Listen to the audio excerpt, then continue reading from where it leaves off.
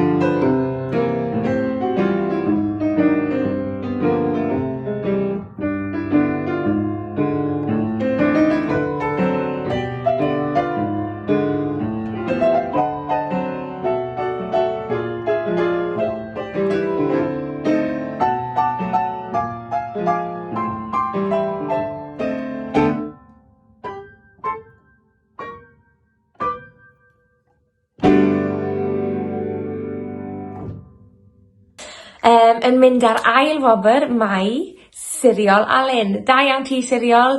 Unwaith eto, perfformiad hollol eiddfed. Mae 'da ti techneg ffantastig yn barod. Dal ati I weithio ar y finger action yna gyda'r trills.